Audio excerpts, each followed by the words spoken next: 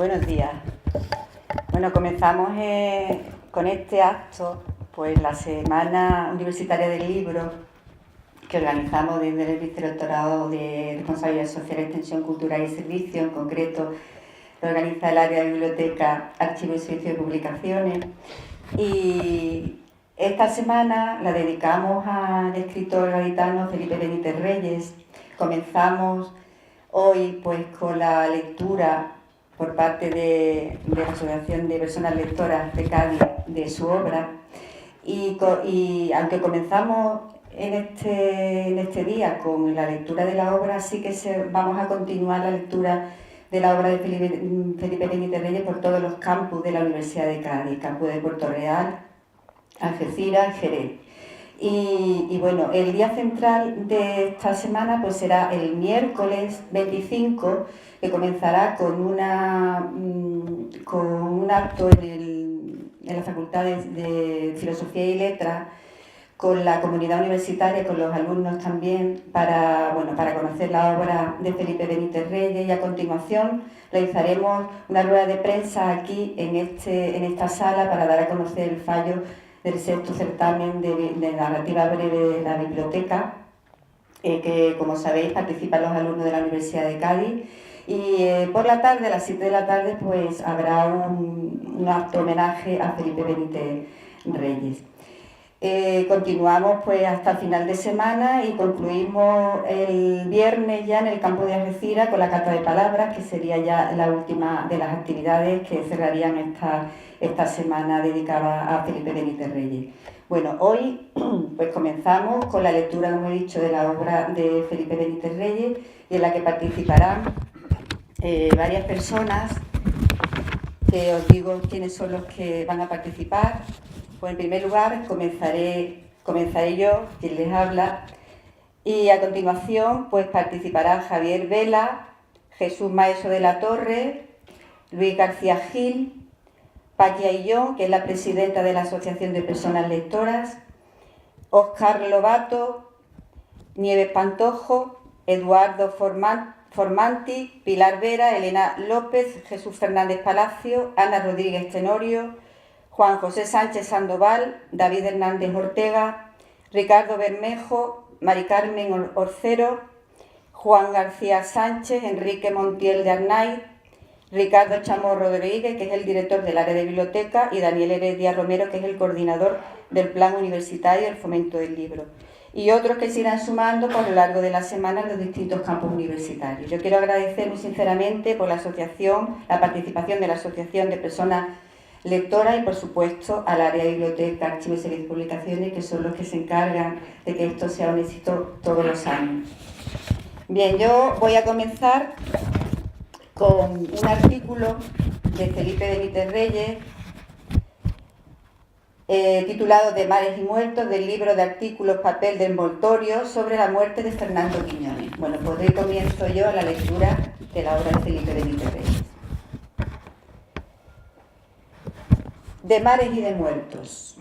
Cuando llegó a España, procedente de San Juan de Puerto Rico, el cadáver de Juan Ramón Jiménez, un grupo de escritores improvisó una comitiva fúnebre un tanto etílica y carnavalesca para acompañar al muerto magistral hasta Moguer.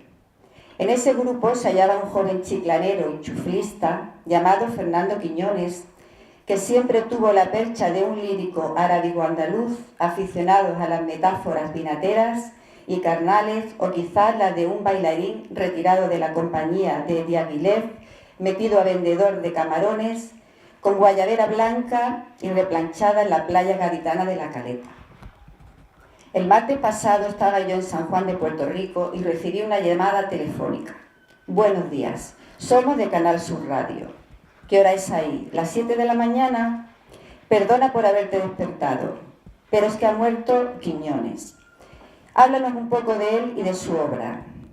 Dios mío, uno sabe que se va a enterar de la muerte de algunos amigos de ese modo, a micrófono abierto, y que tendrá que decir 4 vaguedades a tumba igualmente abierta, titubeante, tembloroso y aterrado, mientras la voz se le quiebra y una lágrima resbala hacia el auricular como si quisiera desembocar en las ondas.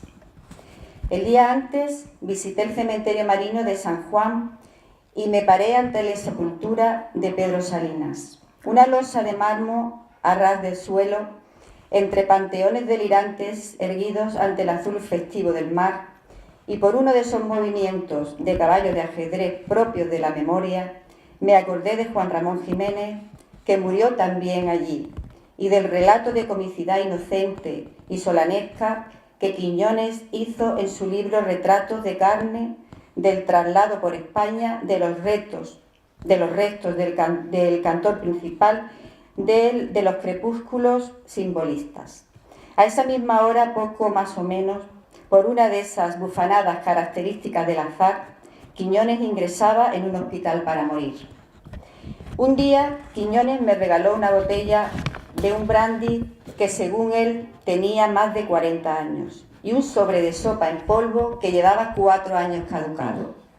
Es una sopa riquísima, que ya no se encuentra en ninguna parte, porque él era así, alguien que vivía en una intemporalidad mítica y dichosa, ajeno por completo a la fecha de caducidad de los sobres de sopa y de la vida, contemporáneo y sobornable de los crepusculares piratas dieciochescos de los procónsules de Agadir y de aquellos califas de Chilaba dorada que oían los cuentos enguendados de cerezades de piel de aceituna o de canela. Tan ajeno al tiempo vivía Quiñones que, aun sabiendo ya contadísimos sus minutos, se comportaba como si todavía fuese aquel muchacho que de amanecida descargaba cajas de pescado en el mercado medio musulmán de Cádiz y que por las noches escribía sobre los misterios del mundo. ¿Cómo sigues, Fernando?, le preguntábamos, y él siempre contestaba que mejor, que un poco mejor, que todavía parecía mejor, que se encontraba mejor, mucho mejor, que mejoraba, mientras el cáncer iba corroyéndolo con sus uñas de fumanchú y dejándolo con un aspecto triste de bardo de algún emperador medio pirado y medio pirómano, aunque con la lira siempre afinada, escribiendo sin parar, con la urgencia de quien ve caer la arena de un reloj pequeñito y sabe que no podrá darle la vuelta. Pobre Fernando, con su gorrilla de marinero. Gracias.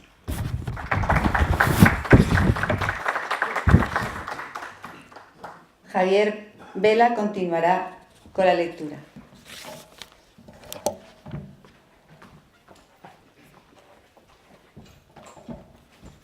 Bueno, buenos días a todos. Gracias, Teresa. Gracias al vicerrectorado y gracias a Daniel Heredia por convocarnos aquí hoy en torno a la figura del amigo y del escritor Felipe Benítez Reyes, que creo que la semana universitaria podía haber elegido, sin duda, no podía haber elegido a un escritor con más acierto. Voy a leer un fragmento breve del capítulo 4 de la reedición del Lobby del Mundo, que sabéis que apareció en el 98 en Tusquets y que la Fundación Lara ha reeditado hace escasamente 3 meses. El día en que murió Franco, esa versión gallega y pitufa de Gengis Khan, yo tenía 20 años y estaba borracho como un irlandés y fumado como un marroquí, tirado en la calle en medio de mi propio vómito de alcohol y de trotskismo residual. Es curioso, todos los tiranos son muñecos risibles que por maña de birloque colectivo inspiran respeto y terror. Esa misma clase de terror que despiertan los tipos disfrazados de bruja que nos sobresaltan con una escoba cuando vamos en el tren del parque de atracciones. Sabemos que son paródicos peleles transmisores del miedo, pero nos asustan. ¿Qué le vamos a hacer con sus escobas?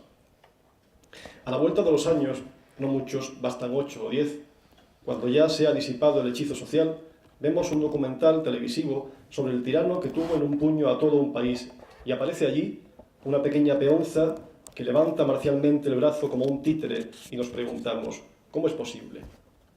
A veces, la realidad se convierte en algo así como un circo de tercera categoría, en el que unos payasos vengativos, neuróticos y sanguinarios, se afanan en hacer llorar a los niños con sus viejos chistes de animales muertos y con sus caídas de espaldas reforzadas, con ese golpe de platillo y timbal que hace crujir el mundo.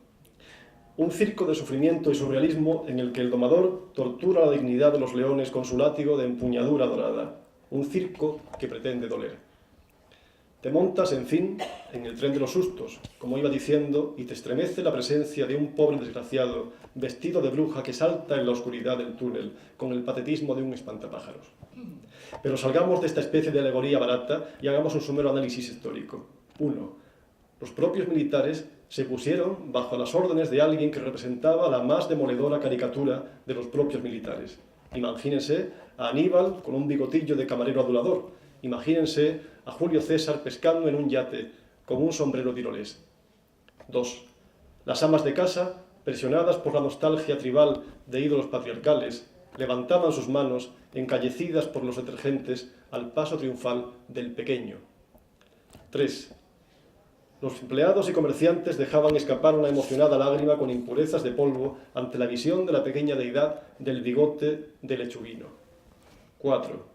Los trotskistas, allá en nuestras catacumbas estudiantiles, repartíamos octavillas de color amarillo o rosa, nos bebíamos lo que tuviéramos por delante, fumábamos hachís, retozábamos libertariamente con las principales consumidoras de pachulí de todo el país y escuchábamos las diarreas lisérgicas de la guitarra angélica y desquiciada de Jimi Hendrix, entre otros. 5, etc. Poco más o menos.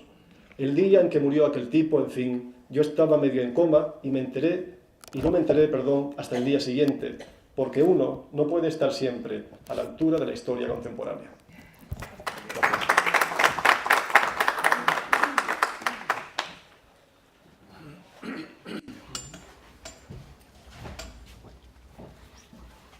Buenos días. Antes de comenzar la lectura quería manifestar mi profunda admiración por el escritor de Rota, ese hombre de literatura exquisita, y aprovechando que es el día del libro, manifestar también mi profundo amor hacia los libros desde aquel verano del año 58 en que mi padre me llevó a un lugar que se llamaba Biblioteca Pública y que me cargó de razones desde aquel momento para escribir o tener la osadía de escribir. Voy a leer un párrafo de los libros errantes, un pequeño librito de Felipe que a mí me ha entusiasmado siempre y donde hace una definición del libro verdaderamente fascinante. Los libros, dice, son objetos errantes que viajan por el mundo de aquí para allá, unidos a los azares de la vida de sus poseedores.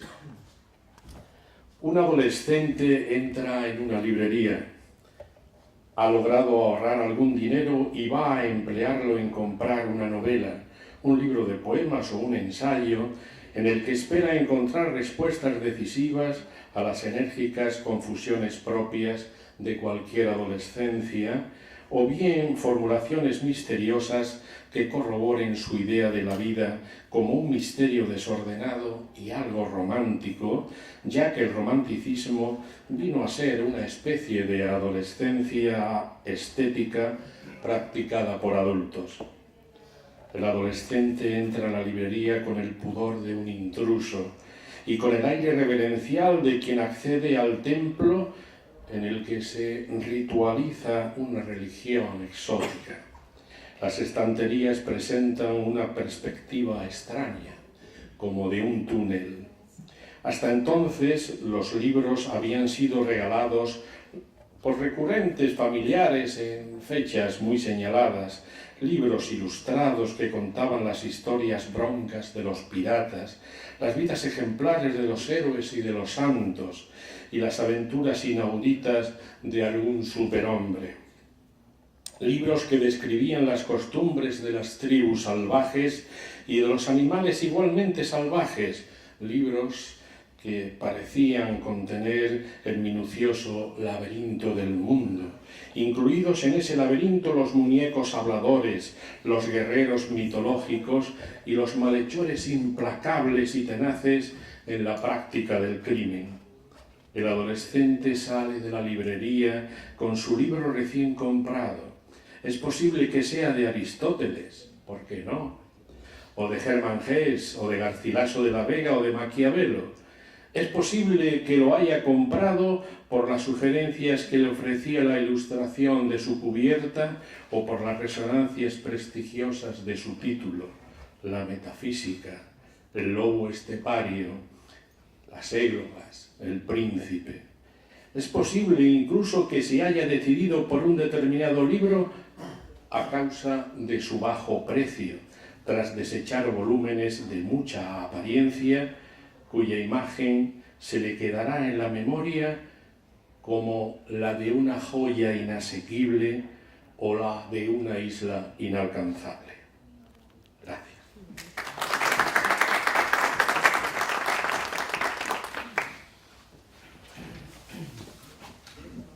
Buenos días, gracias al vicerrectorado y a Dani Heredia por convocarme. Yo voy a leer un poema de La mala compañía. Este libro que traigo, muy manoseado, es de mi época universitaria. Para mí Felipe es un poeta de absoluta referencia. Tengo el libro dedicado, con 20 y pocos años que tenía yo. Me puso Felipe para Luis, compañero en los versos, ¿no? Uno podía aspirar a tanto, ¿no?, siendo un poeta tan jovencito entonces. Bueno, martes de carnaval. Corre embozada por los callejones y cansada la música, cristales rotos por la calle y la sombra de una niña bebida cantando y dando tumbos. Besa el pirata alada. Alguien silba por el muelle un cuplé melancólico. Las locas se abanican con falsos escotados. ¿Qué afán persiguen todos? ¿Qué promesa? Confundidos, bailan bajo guirnaldas como dioses de un día, como altivas sirenas perdidas en el mar de fondo de la noche. Un niño soñoliento vende gorros y globos. Con las medias caídas vuelve Lili Marlene a casa del brazo de un torero. Suenan canciones últimas con el sabor amargo de la última copa. Cada cual tuvo un afán secreto y misterioso, pero en sí mismos mueren los deseos. Vuelo de serpentina, cometa fugaz de olvido. Despunta el sol tras las soberbias torres. Suenan campanas graves y en el suelo botellas destrozadas y un mendigo que busca monedas entre el lodo de la fiesta. Gracias.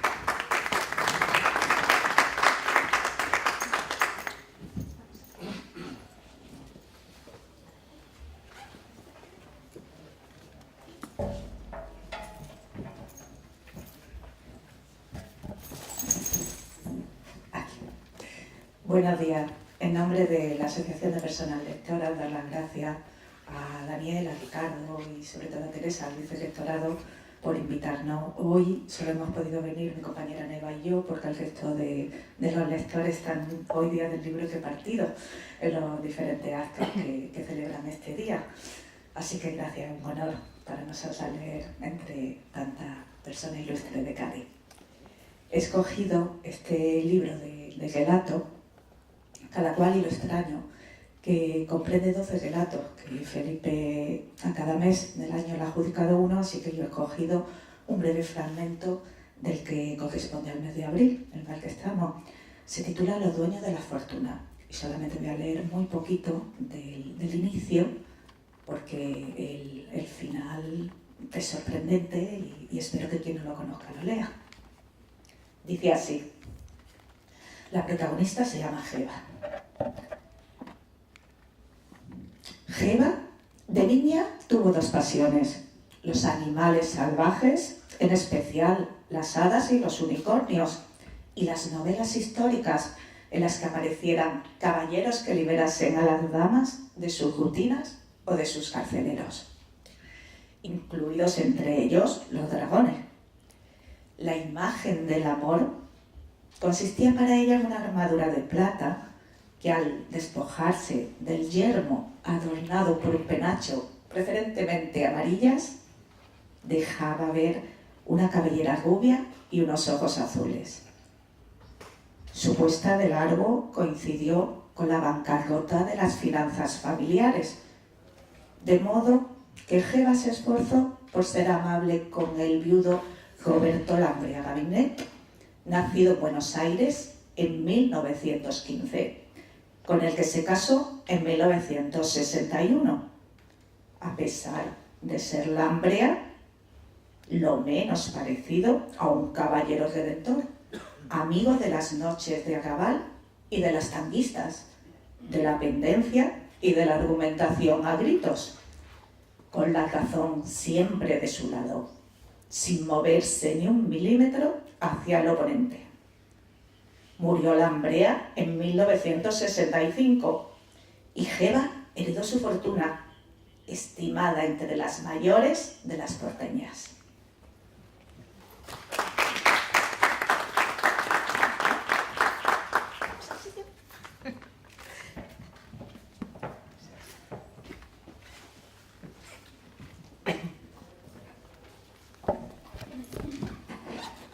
Buenos días. De Mercado de Espejismos, la novela ganadora del Premio Nadal 2007, voy a leer un pequeño fragmento del capítulo 2. Ninguna vida es una historia, sino algo muy distinto. Cualquier vida son muchas historias, demasiadas tal vez, y demasiado heteróclitas en su apariencia, aunque todo, al final, revele una armonía un poco terrible. Esa es tu atolondrada aventura, la de tu vida, con sus incomprensibles fallos de guión. Pues bien, la historia que me dispongo a contar comienza el pasado 10 de junio a las 5:15 de la tarde. Una llamada telefónica. Sam Benítez.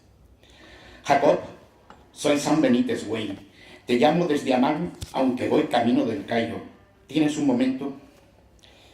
Hacía un par de años que no sabía de él y les confieso que me sorprendió su llamada, pues daba yo por hecho que nuestros rumbos jamás coincidirían, por andar cada cual atareado en lonjas diferentes, a pesar de haberse interferido con frecuencia tales rumbos en vida de mi padre, que adoptó a Sam como discípulo. Después de los prolegómenos mareantes que le caracterizan, Sam me informó de que en el Cairo solo iba a estar 3 o 4 días, porque sigo camino a Tailandia para meditar con unos monjes drogadictos y para chingarme a 20 o 30 extraterrestres de aquella. Y a los prolegómenos siguieron los preámbulos, a los prefacios los proemios y a los introitos los preludios, y así durante una media hora. Samuel Benítez, natural de Tlaquepaque, allá en Jalisco, perdió casi toda la sensatez que tenía cuando se aficionó a los trances de alucinación que le brindaban los chamanes más chalados de México, con sus doctrinas visionarias y evanescentes, materializadas al final en el peyote. Poco más tarde perdió casi por completo esa sensatez menguada, cuando sucumbió a los mundos esotéricos que le proporcionaron los libros del mistificador Castaneda, que él presumía de leer y releer, absorto en aquellos supramundos retóricos, y la perdió por completo cuando le sobrevino la comezón, hace cosa de 4 o 5 años, de construir lo que ha dado en llamar el prisma teológico, un cristal tallado en forma de heptágono, a través del cual, una vez girado con arreglo a combinaciones sometidas a una complicada secuencia matemática aún por determinar y a unos indeterminados factores fotoeléctricos, podría verse el rostro poliédrico de Dios, y en eso sigue. A Sam Benítez no le merma la ilusión, sus fracasos continuos, ni sospecha siquiera que tal vez la divinidad no quiera asomarse jamás a su prisma. En sus experimentos no cuenta la opinión de Dios porque Sam es de naturaleza aturdida en cuestiones trascendentales, conforme a esa pérdida total de sensatez a la que antes me referí, aunque, como contrapartida, tiene un instinto infalible para los asuntos prácticos. Sam el mexicano, Sam el chingón o Sam el chamancito, como indiscutiblemente se le conoce en nuestro gremio de profesiones indefinidas, San Benítez, en fin, de unos 55 años de edad y de complexión pícnica, cascado por los excesos del cuerpo, del alma y del pensamiento abstracto, lo que no siempre evita que cierre muchos bares que no cierran casi nunca. Tengo un encargo para ti, güey, lo más grande que hayas hecho en tu vida, me dijo desde Amán, y quedamos en vernos 2 días más tarde en El Cairo, con gastos a su costa.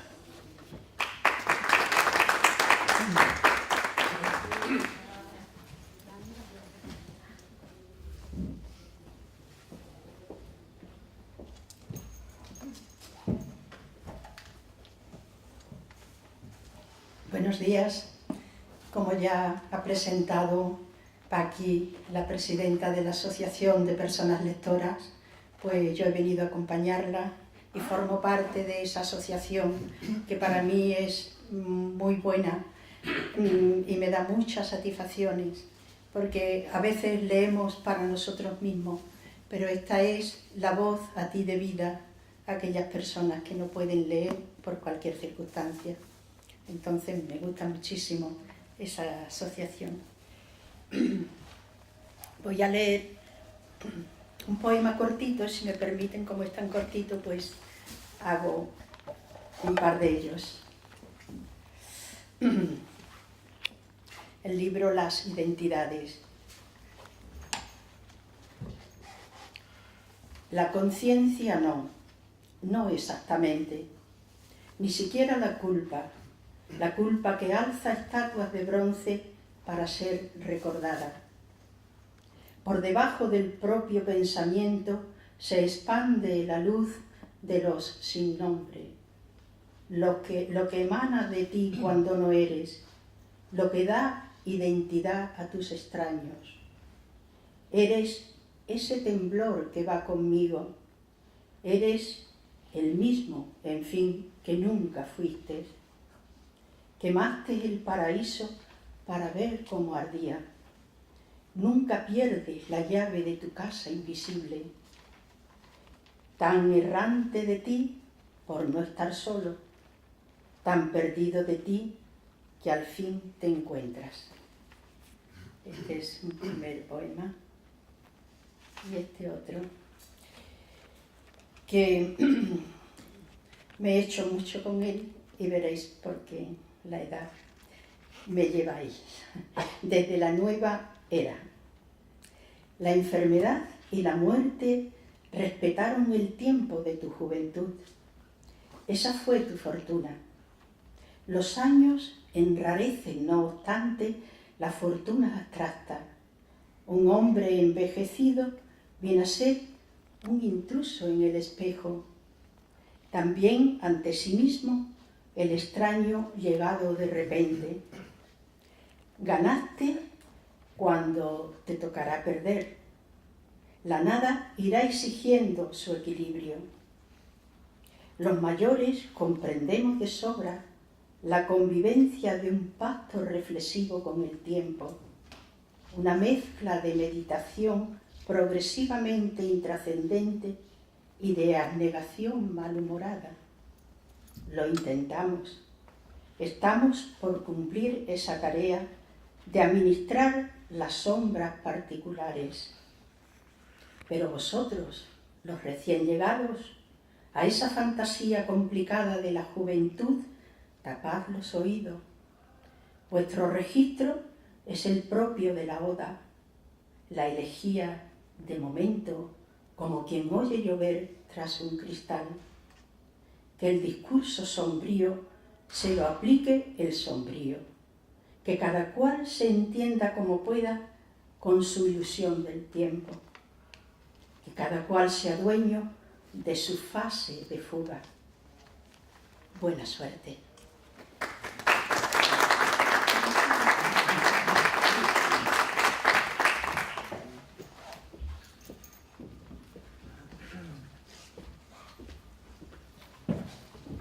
Hola, ¿qué hay? Yo soy Juan José.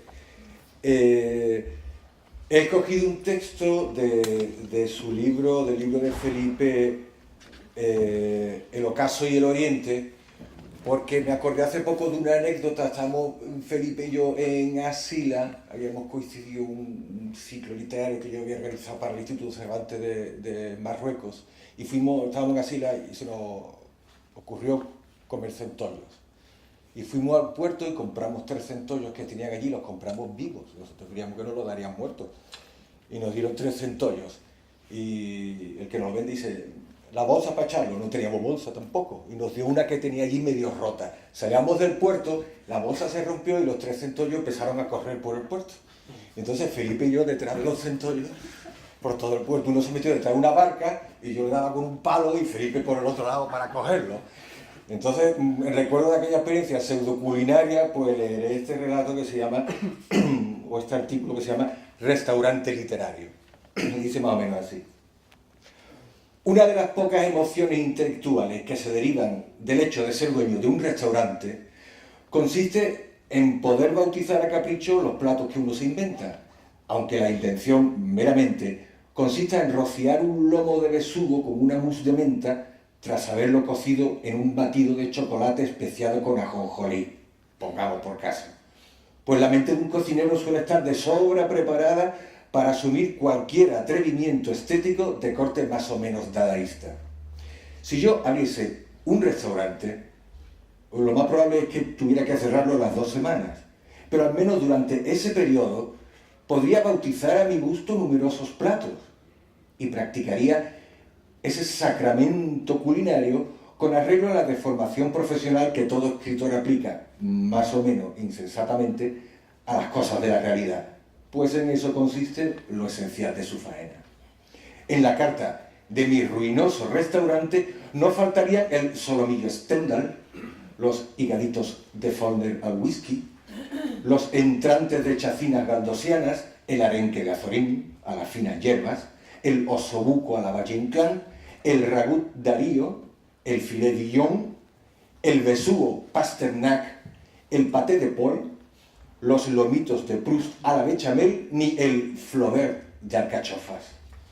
No creo que el mío fuese un restaurante serio si prescindiera en la carta de los buñuelos Turgeniev, de las cocochas de Esturión al Dostoyevsky, del chuletón Balzac, de la migala a la arreola, de los canelones Mallarmé, de las truchas Capote o de los pesoitas al Oporto. Los domingos ofrecería un menú de degustación a precio promocional, a saber, chestertones en su tinta, pechugas de pavo de Wilde, huevecitos de Kafka, monterrosos de dinosaurio y sesos de Hamlet. No sé, ni las cartas largas tampoco son muy buena cosa, porque los clientes se marean ante tantos manjares y no saben qué pedir, pero hombre, ¿cómo iba a privar a los paladares más refinados de los cogollitos de Lipo, del revuelto de Joyce, del Conrad de bacalao o de las delicias de ternerita Nabokov? El vino de la casa sería barato y popular. Un Viña Campo Amor, un Pérez de Ayala o un Sangre de Unamuno. Los postres, no podrían faltar las riquísimas lampedusas de gato, los castizos buñuelos de Baroja, acompañados de un guette al carajillo o los rollitos de Kundera con sirope. Bueno, no creo que mi restaurante tuviese mucho éxito, ni que cooperase especialmente en la difusión de la cultura universal, pero yo me lo iba a pasar en grande al poder exclamar cosas como «marchando un cernuda poco hecho».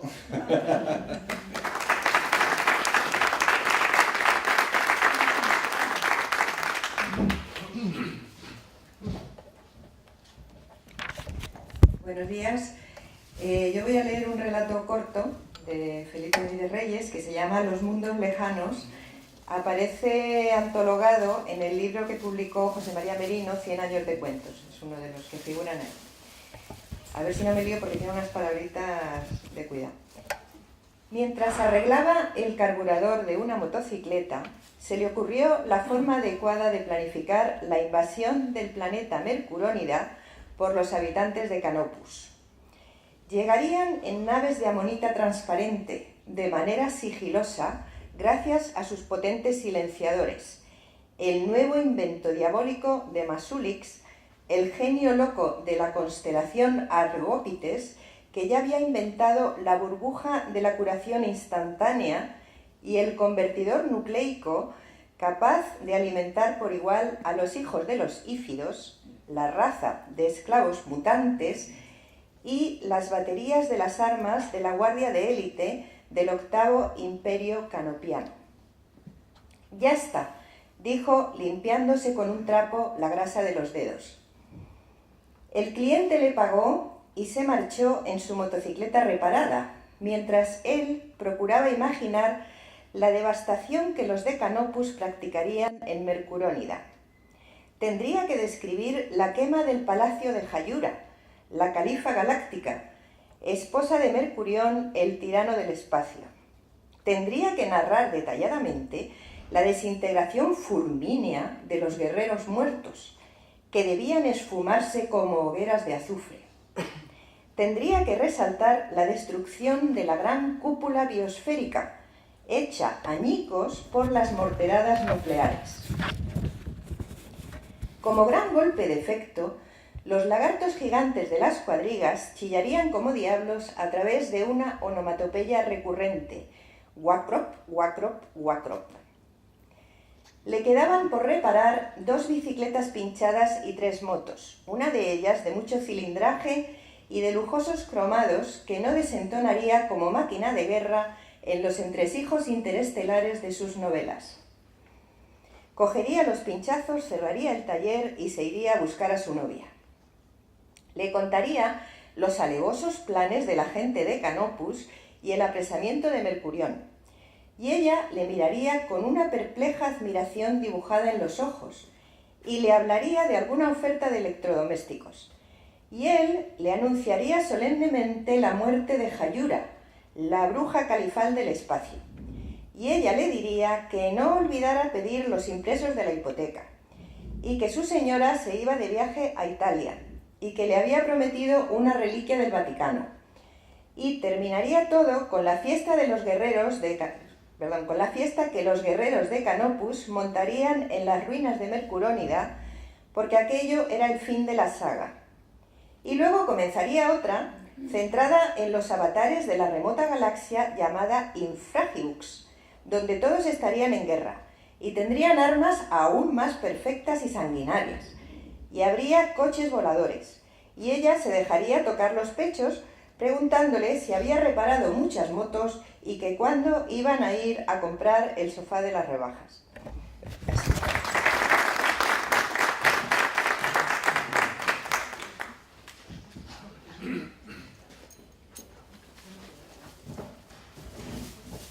Hola, buenos días a todos. Pues yo no hace muchos años todavía estaba estudiando todavía en la universidad, no hace demasiado, y cosa extraña, pues dediqué esos años a leer y escribir, que no suele ser algo tan común como pareciera. En esos años aparte, además de ir molestando en los diversos certámenes que hacía la universidad de vez en cuando, una vez escribí un microrrelato que a mí en su momento me pareció muy ingenioso, y a los pocos meses, quizás ni medio año, encontré este libro de Felipe, que es de la editorial Pretexto, Un mundo peligroso, una recopilación de relatos pequeños. Y me di cuenta que, como suele pasar, pues la literatura ya está inventada y lo único que está esperando siempre es ser recordada. Entonces he elegido un relato que me pareció bastante curioso por esa conexión que tenía y que me dispongo a leer. Espero que os guste. Que griten, yo como si fuese sordo, que arañen sus elegantes forros de seda. A mí solo me pagan para que vigile esto, no para que cuide de ellos ni para que me quiten el sueño con sus gritos. Que bebo demasiado. No sé qué harían ustedes en mi lugar. Aquí las noches son muy largas. Digo yo que deberían tener más cuidados de ellos, no traerlos aquí para que luego estén todo el tiempo gritando, como lobos, créanme. Ahora bien, que griten, yo como si fuera sordo. Pero si a alguno se le ocurre aparecer por aquí, lo desbarato y lo mando al infierno de una vez, para que le grite al demonio. Pero a mí que me dejen, toda la noche, como les digo, y tengo que beber para coger el sueño, o si no, ya me dirán.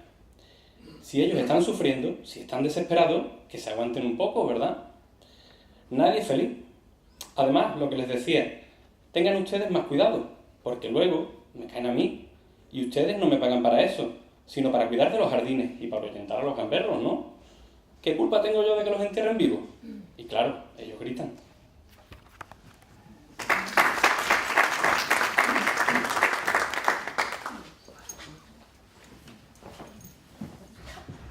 Hola, buenos días.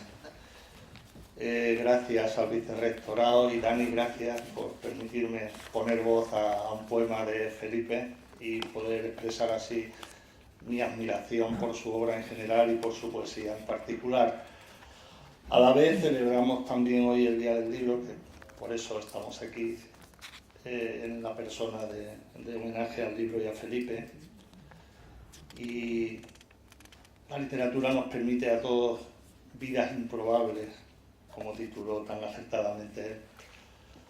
Vivir unas vidas que están todas en esta, las que leemos, las que soñamos, las que pensamos y las que a veces equivocándonos conseguimos materializar en un papel, como diría el maestro Caballero Bonal, tantos días baldíos haciéndonos pasar por lo que somos, lo digo en plural. He escogido un poema corto, relativamente corto pero enjundioso, para esa celebración del Día del Libro, y cuyo título es bastante elocuente en relación con esto de las personas que estamos un poco encadenados a la literatura, a la vida. La literatura también como lectura, sobre todo como lectura, no como escritura. Se titula La condena, es de su libro El equipaje abierto de 1996. El que posee el oro añora el barro, el dueño de la luz forja tinieblas, el que adora a su Dios teme a su Dios, el que no tiene Dios tiembla en la noche. Quien encontró el amor no lo buscaba, quien lo busca se encuentra con su sombra, quien trazó laberintos pide una rosa blanca, el dueño de la rosa sueña con laberintos. Aquel que halló el lugar piensa en marcharse, el que no lo halló nunca es desdichado. Aquel que cifró el mundo con palabras desprecia las palabras. Quien busca las palabras que lo cifren, halla solo palabras. Nunca la posesión está cumplida, errático el deseo, el pensamiento. Todo lo que se tiene es una niebla y las vidas ajenas son la vida. Nuestros tesoros son tesoros falsos y somos los ladrones de tesoros.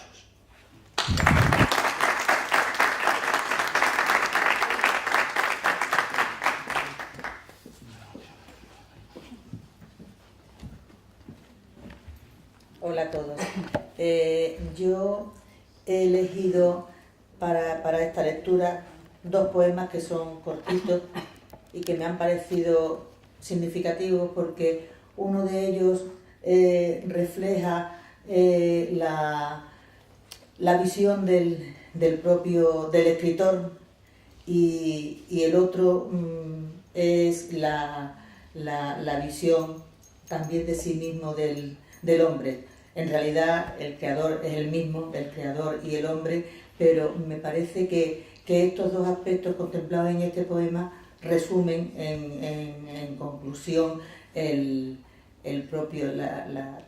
todo el ser del escritor, ¿no?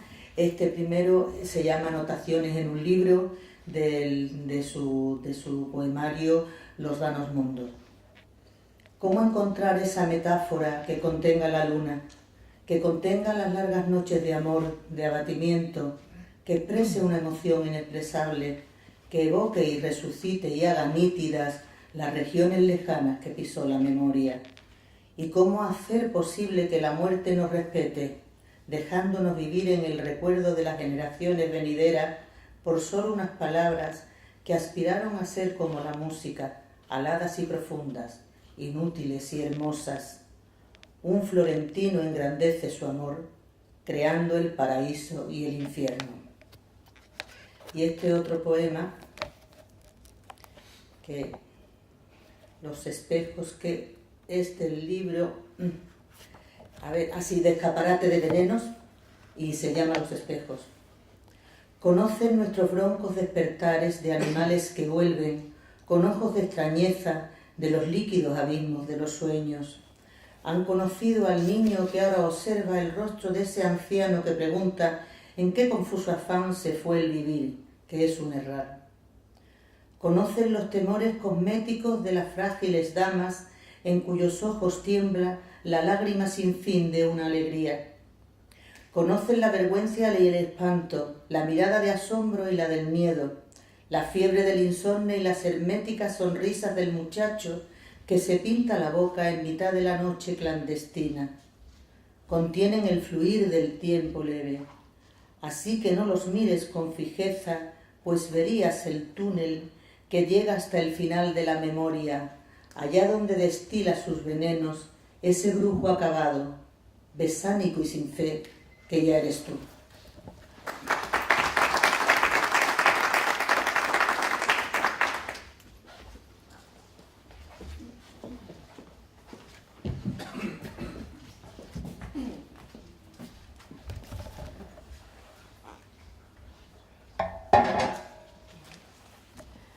Conocí a... ¿Qué hace aquí esto de la edad de Ori? No tiene nada que ver la edad de Ori. ¿A quién se la ha dejado? ¿A quién se la ha dejado? Bueno, a Javier Vela. Conocí a Felipe cuando creo que todavía tenía casi pantalón corto.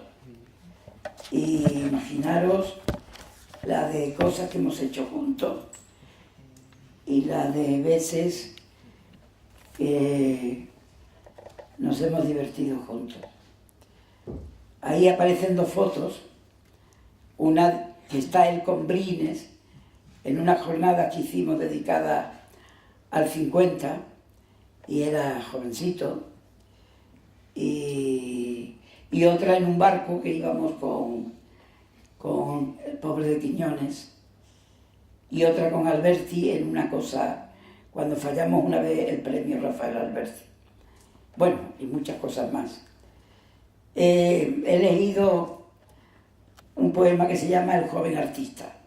Felipe utiliza mucho la ironía en su obra y se dice y se desdice irónicamente y es muy socarrón y, en fin, no es nada petulante en contra de lo que pasa con algunos otros poetas que se creen que han descubierto la piedra de la poesía y Felipe no es de eso. Incluso en este poema del joven artista, pues está siempre elucubrando y especulando sobre la propia creación poética, como vais a ver. El joven artista. El día te sorprende corrigiendo unos versos y en aquella metáfora en la que cifraste toda una larga historia de amor adolescente, el lector desganado no verá sino un alarde técnico, una desangelada brillantez propia del que comienza y necesita demostrar su pericia y sus lecturas. Has pasado la noche corrigiendo poemas y la imaginación a ratos se dejaba llevar por el ensueño grato de tus libros futuros, páginas que constituirán más que nada tu vida, porque su perfección habrá de ser más rara que la misma rareza de vivir, y de los hombres queda apenas la leyenda que ellos mismos asumen como propia. Toda la noche a solas con tus versos, fumando demasiado, buscando apoyo a veces en los viejos maestros, ese tono de voz inconfundible de la gran poesía que habla siempre en voz baja. Ahora estás ya cansado y la luz inconsciente del amanecer filtra sus láminas de plata por las cortinas de tu biblioteca. El esfuerzo, ¿fue en vano? Eso nunca se sabe.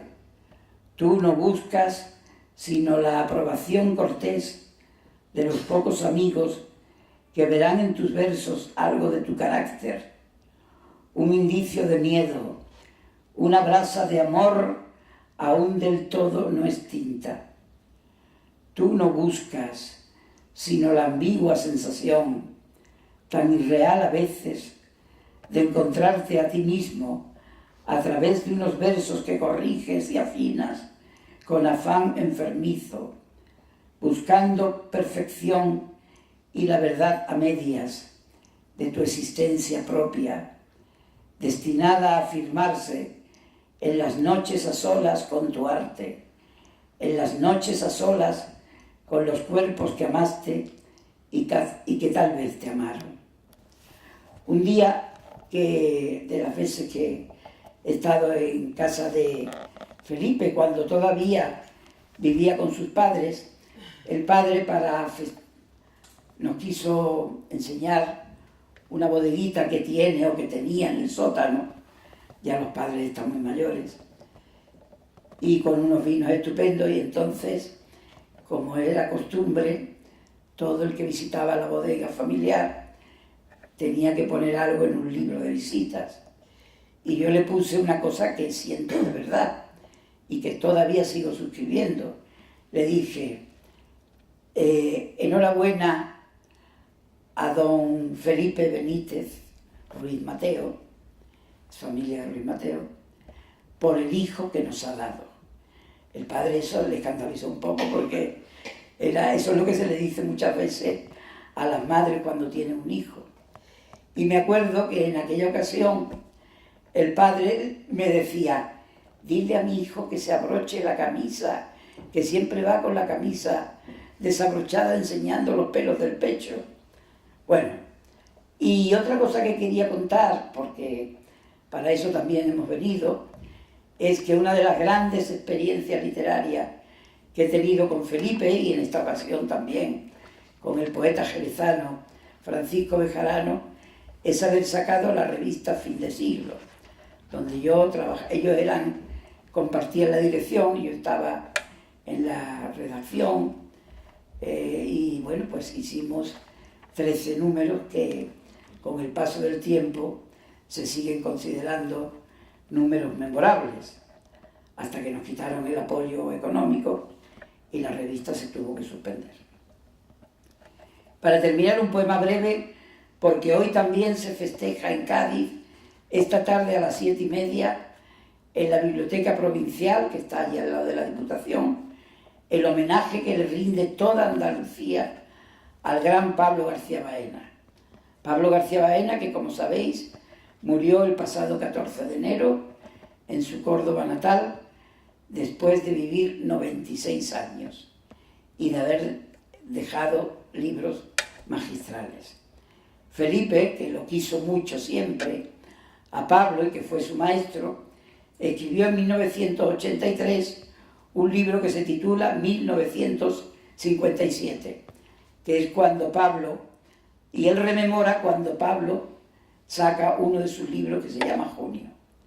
Dice así, y va en homenaje también de Pablo: en la copa esmeralda de los árboles, como una nieve sucia cae la noche.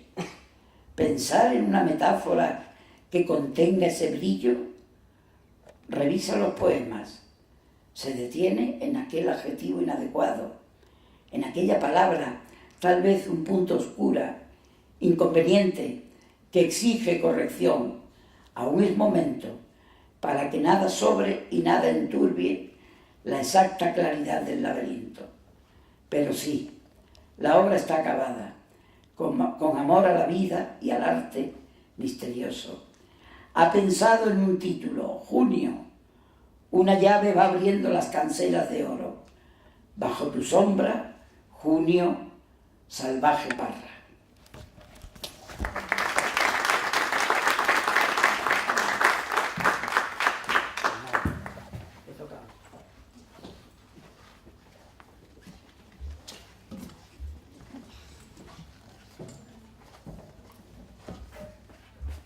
Buenos días.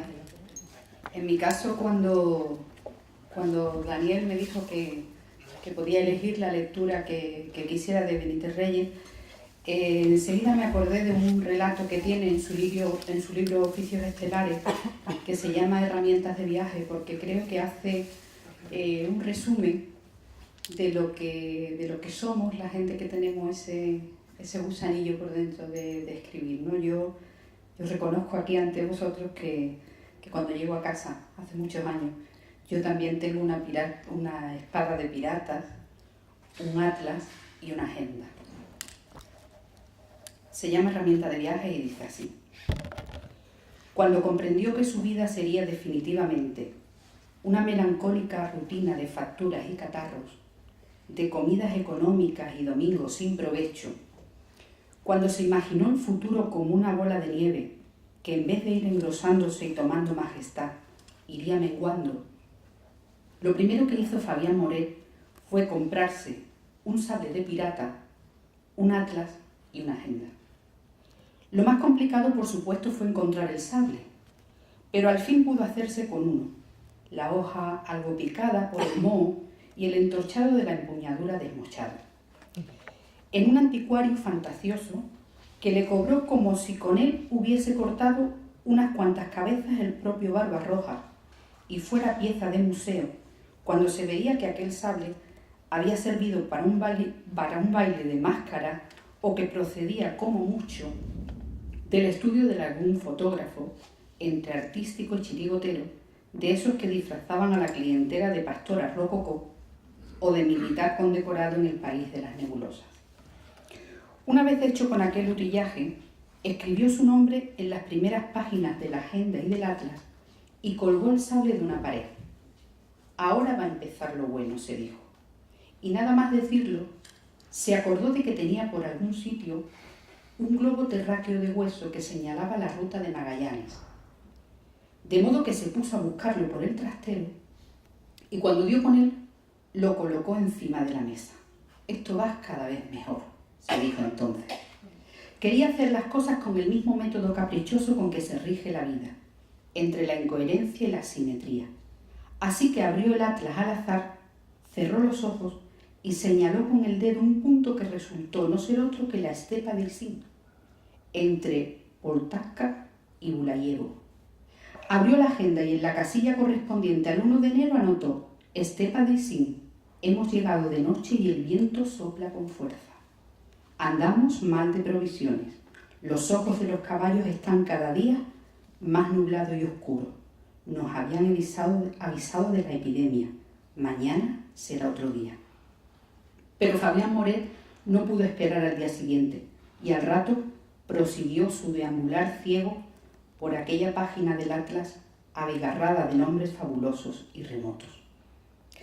Fabián Moret de joven había querido viajar para hacerse cosmopolita y rico, pues pensaba que el mundo era un secreto inexplorado, un inocente lugar habitado por gente sin chispa mercantil, ignorante de las posibilidades comerciales del cacao, la caoba, el marfil y los zafiros, y que solo era cuestión de lanzarse a la conquista de todo aquello con una enciclopedia bajo el brazo para llevar a los más imprevistos lugares el misterio perfecto de la rueda, la versátil eficacia del alicate o el grato pasatiempo utilitario que representaba la máquina de coser. Pero entre cosa y cosa, Fabián no había llegado a salir del pueblo más que en 3 ocasiones. Cuando lo llamaron a servir a Montejaque y lo mandaron de vuelta al mes y pico, cuando se acercó en autobús a la verbena de Ubrique y cuando fue a comprar una partida de telas a la capital.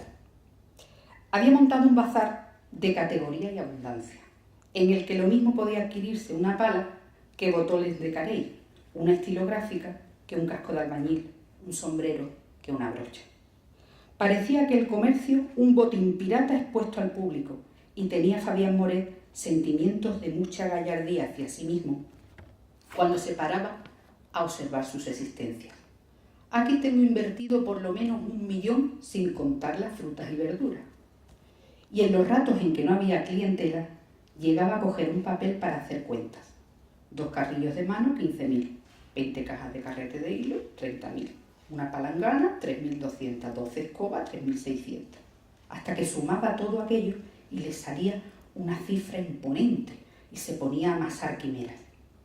Si llegasen de pronto todos los vecinos y se pusieran a comprar como gente tarumba, aquel unos guantes de faena, aquella un centenar de dedales, aquel otro varios bidones de pintura, si ocurriese algo así, él cerraría el negocio por una temporada y con todo aquel dinero súbito se iría a...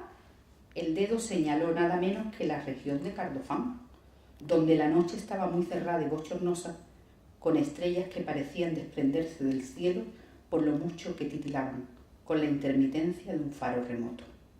Al cabo de unos meses, Fabián Boret había recorrido muchas tierras y mares. El azar le había llevado 2 veces a Canadá, 3 veces a Brasil y otras tantas al Valle del Nilo. Había viajado en camello, en berlina y en fragata. Había tenido amores con mujeres de todas las razas y había luchado contra los caudillos más sanguinarios de la cristiandad y de la morería.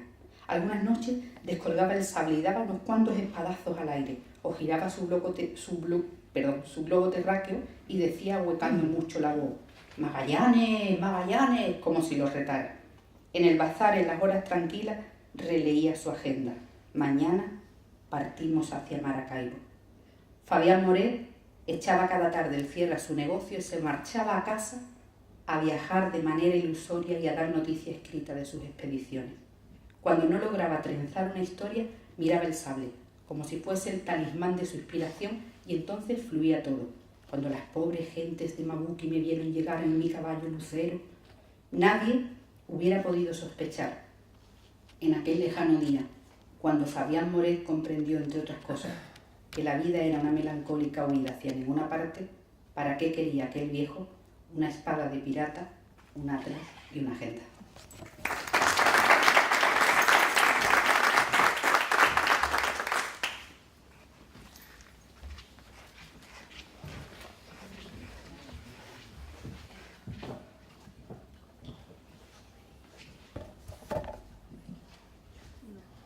Hola, buenas tardes a todos y a todas. Antes que nada, feliz día del libro, ya que... Muy alto, es muy alto. Feliz día del libro, como os comento. Muchas gracias al vicerrectorado y a Daniel Heredia por la invitación. Yo voy a leer un fragmento de la revisión del Novio del Mundo.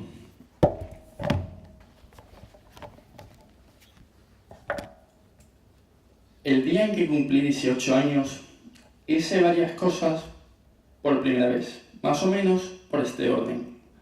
Fumar hachís, cenar en un restaurante italiano con unos amigos. Esos amigos provisionales a los que el tiempo borda la cara. Socios de empresas ruinosas de las Voy a acercarme porque... ruinosas de las tinieblas del tiempo. Beber vino blanco, beber ginebra, a granel, zarandear y ser zarandeado por un camarero, con melena, estilo más o menos Tudor, vomitar sentado en una acera, beber un whisky que parecía la orina de un escocés degenerado y harto de antibióticos, beber cerveza mexicana, quererme el Pancho Vila de la noche cósmica, vomitar de pie, vomitar sentado en un taburete, comer de madrugada una hamburguesa picante, vomitar, o algo parecido a eso. Cocaína por la nariz. Visitar el temple de Afrodita, en su abdicación esquinera. Gracias a una colecta que se empeñaron en hacer que aquellos amigos, hoy afamados por el tiempo destructor, perderme en una especie de atmósfera lisérgica sin necesidad de LSD, copular, bueno, de algún modo hay que decirlo, recopular, es un decir, en estado de inconsciencia angélica y despertarme al día siguiente con ganas de morirme, sabiendo a la perfección lo que sienten los ositos tamborilieros cuando se les gastan las pilas. Una celebración como tantas otras, supongo, con todo de golpe, mi primera guerra nuclear. Muchas gracias.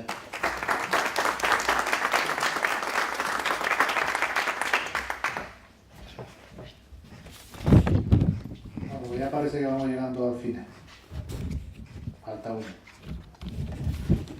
Como director del área de biblioteca, archivo y publicaciones de la universidad, yo lo que primero quiero deciros es muchas gracias. Muchísimas gracias por haber estado hoy aquí, por haber comenzado la Semana Universitaria del Libro con vuestra presencia, que llena sin duda a esta Semana Universitaria y a esta actividad que hacemos en torno al escritor Felipe Benítez Reyes, de contenido, pero sobre todo de calor, de afecto y de reconocimiento a que en la universidad ya considera uno de los grandes, porque lo es, sin duda, y a pesar de todos los premios que tiene, todavía yo creo que Felipe nos va a dar muchos más premios que le van a hacer un reconocimiento a esa inmensa obra literaria. Deciros que como bibliotecario estamos de verdad sorprendidos con la obra de Felipe Benítez Reyes cuando hemos estado montando esta exposición que vamos a inaugurar el miércoles aquí con su presencia, a la que todavía le faltan algunos detalles personales del propio Felipe Benítez Reyes para completar esa exposición que va a estar hasta el mes de junio, durante todo el mes, o sea, desde ahora hasta finales de junio, abierta para que toda la ciudadanía pueda venir a verla y, lógicamente, conocer aún más la obra de Felipe. Y como bibliotecario, el texto que he elegido, lógicamente, habla de libros. Se titula Los libros enfermos, de la novela Tratándose de ustedes. La librería anticuaria El Globo olía a galeón de papel y a tinta difunta.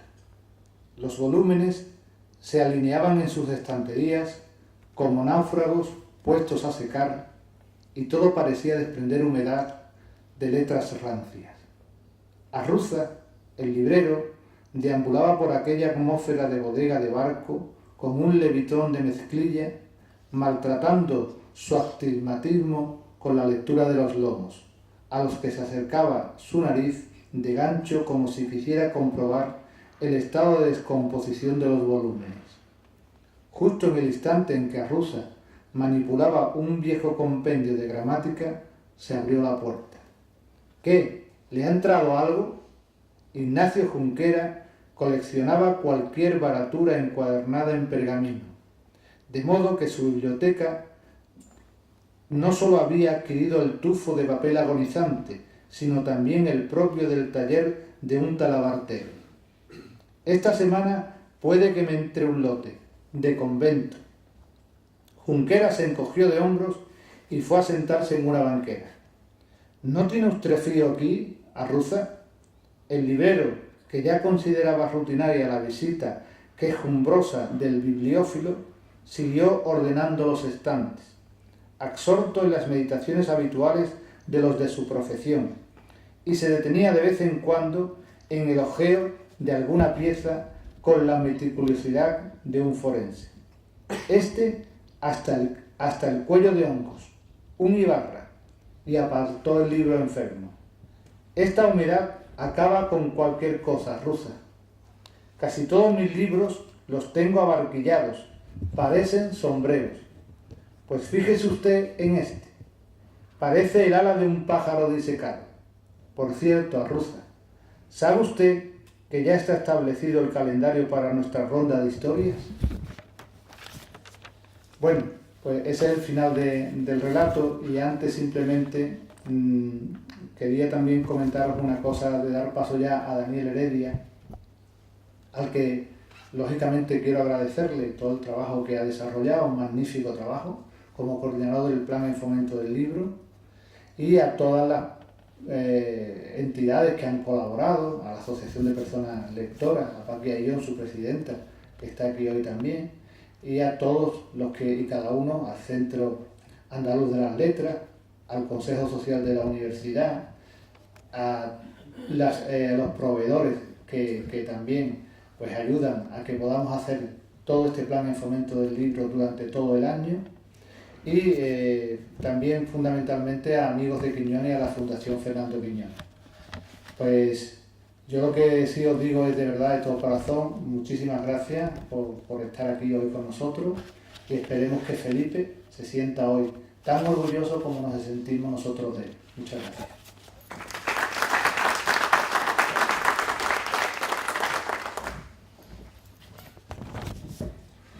Muchas gracias también por venir a todos los presentes. Voy a leer un trozo de la Carta sobre Cádiz, del libro Una geografía, 8 viajes andaluces, que publicó la Fundación José Manuel Lara. Felipe escribió la parte dedicada a Cádiz. Quería además decir, se me olvidaba antes de empezar, que me alegro mucho de que haya elegido Felipe quedarse a vivir en Cádiz, porque para triunfar en estos tiempos parece que hay que irse a Madrid o a Barcelona, ¿no? Y él sigue manteniendo su casa en Rota y en Cádiz, así que...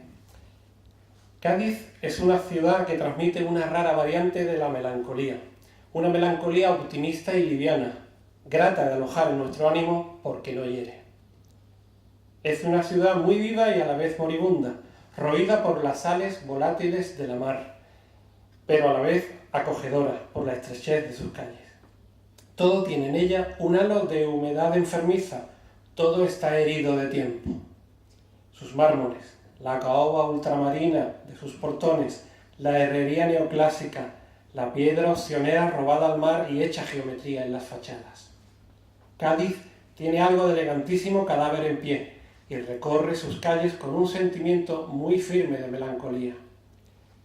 Pero de pronto aprecias el bullebulle de sus gentes, el animado trajinar, su afán de vida, y esa melancolía se dulcifica de improviso, se vuelve bálsamo al fin.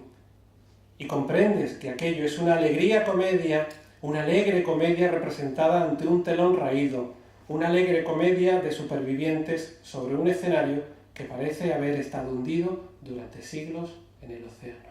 Muchísimas gracias a todos.